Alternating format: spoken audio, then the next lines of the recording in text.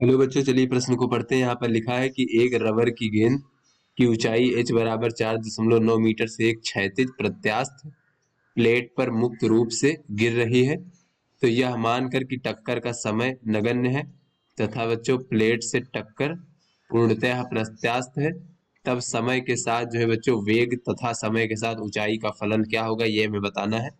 4 विकल्प दिए गए हैं, सही विकल्प का चयन करना है। तो चलिए बच्चों, इस प्रश्न की मूल अवधारणा को हम देख लेते हैं। बच्चों, हम यहाँ पर अगर हम देखें कि कोई वस्तु जब एक समान त्वरण के अंतर्गत गति करती है बच्चों, तो वहां पर गति के समीकरणों का प्रयोग कर सकते हैं। तो गति का प्रथम समीकरण देख लेते हैं बच्चों। तो ये होता है v बराबर u धन at, जहाँ पे v अंतिम वेग है, u प्रारंभिक वेग है, a त्वरण है।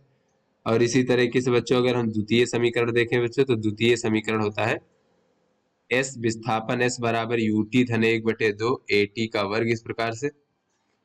उसके बाद बच्चों यहाँ पर हम देख लेते हैं कि बच्चों जब कोई वस्तु इस प्रकार से किसी सतह से या फिर किसी वस्तु से टकरा करके वापस लौटती है बच्चों यहाँ पर, तो E बराबर क्या होता है बच्चों, टकराने के बाद वेग, टकराने के बाद जो है बच्चों इसका वेग का परिमाण या फिर चाल कह ले बच्चों, इस प्रकार से, या वेग कह लेते हैं बच्चों, भागे टकराने के पूर्व वेग।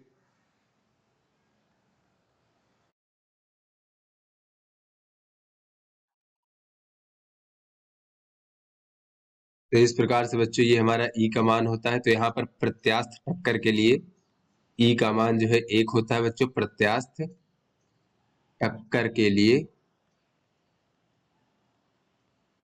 E का मान 1 होता है बच्चों, और अप्रत्यास्थ टक्कर के लिए बच्चों इस प्रकार से जो होता है E का मान जो है 1 से कम होता है, और पूर्णतया अप्रत्यास्थ टक्कर के लिए E का मान 0 होता है बच्चों, इस प्रकार से। तो ये हमारा E का मान 1 होगा बच्चों अगर हमारा पूर्णतया प्रत्यास्थ टक्कर होगा।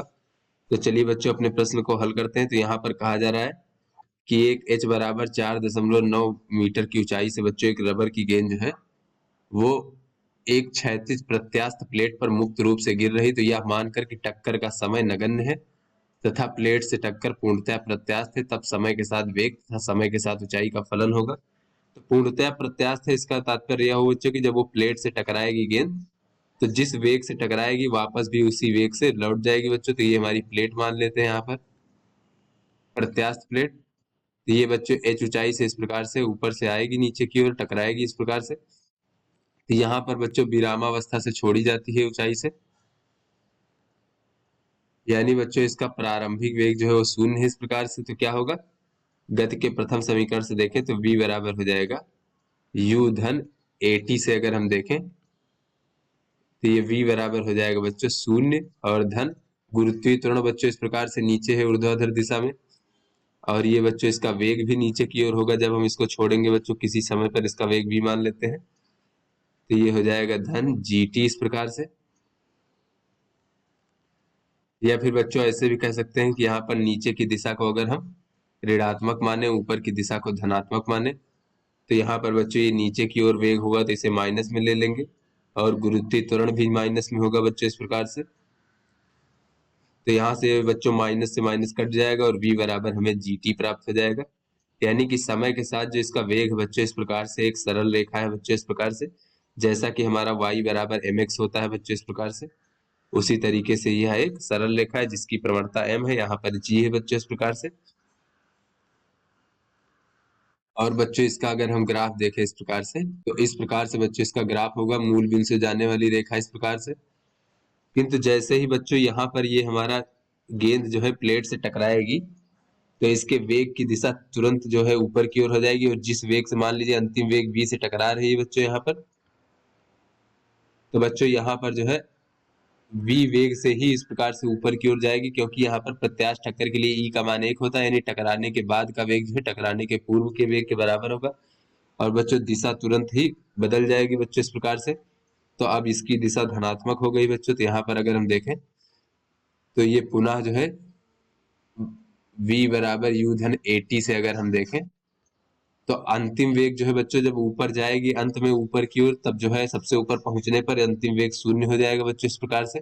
और प्रारंभिक वेग जो है बच्चों v के बराबर होगा, इस प्रकार से, क्योंकि जिस वेग से टकराएगी उसी वेग से तुरंत ऊपर की ओर जाने लगेगी, और ये धनात्मक होगा बच्चों।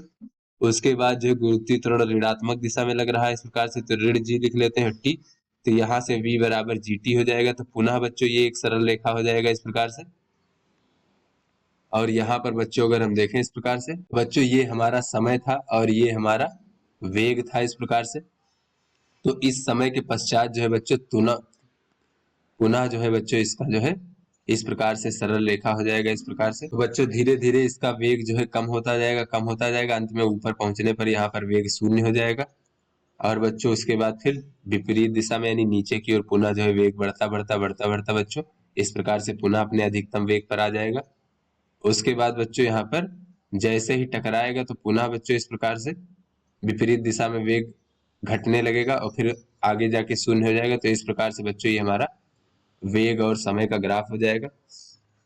उसके बाद बच्चों अगर हम ऊंचाई की बात करें बच्चों, ऊंचाई का समय के साथ ग्राफ क्या होगा बच्चों, तो गति के द्वितीय समीकरण से देखें तो नीचे की ओर ऊंचाई विस्थापन h मान लेते हैं बच्चों इस प्रकार से, और ये हो जाएगा प्रारंभिक वेग शून्य बच्चों इस प्रकार से, और t, और ये बच्चों ऋण होगा नीचे की ओर और ऋण 1/2 जी टी का वर्ग। तो यहाँ से h बराबर हो जाएगा 1/2 जी टी का वर्ग। तो बच्चों ये हमारा परवलय का समीकरण है बच्चों, परवलय। तो यहाँ से बच्चों अगर हम अपने विकल्पों को देखें बच्चों, तो यहाँ से बच्चों जैसा कि कहा भी जा रहा था कि समय के साथ जो है यहाँ पर बच्चों समय नगण्य है, टक्कर का समय, यानी कि जैसे ही टकराता है बच्चों यहाँ पर इस प्रकार से तुरंत जो है बच्चों इस प्रकार से ऊपर की ओर चलने लगता है, यानी इसके बीच में कोई भी समय नहीं है इस प्रकार से। तो और यहाँ से बच्चों अगर हम देखें तो ये हमारा डी विकल्प सही है बच्चों इस प्रकार से वेग। और एच देखें बच्चों तो ऊपर से नीचे की आने पर बच्चों एच जो है धीरे धीरे घट रहा है, और यहाँ पर बच्चों जैसे ही टकराता है देख लेते हैं बच्चों यहाँ पर, तो इस प्रकार से बच्चों ऊंचाई घट रही है और जैसे ही टकराता है टकराने के बाद ऊपर की ओर चलने लगता है बच्चों, तो पुनः इसकी ऊंचाई बढ़ने लगती है समय के साथ। फिर बच्चों सबसे उच्चतम बिंदु पर पहुंचने के बाद पुनः ऊंचाई घटने लगती है। तो इस प्रकार से बच्चों ये भी हमारा सही होगा, अतः बच्चों डी विकल्प हमारा सही है। पहले हम बच्चों देखें तो ये हमारा वेग का भी ग्राफ गलत है और ये भी बच्चों हमारा गलत है, क्योंकि इसमें दिखा रहा है कि कुछ समय के लिए जो है यहाँ पर इसकी ऊंचाई शून्य है, यानी कि यहाँ पर वो जमीन पे जो है यानी प्लेट पर कुछ देर के लिए रुका रहता है, तो ये हमारा गलत है बच्चों।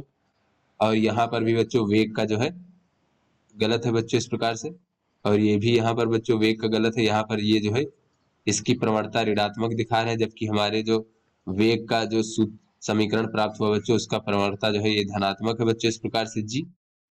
तो ये भी बच्चों गलत है यहाँ पर, अतः बच्चों डी विकल्प हमारा सही है। तो आशा करते हैं आपको समझ में आ गया होगा। धन्यवाद।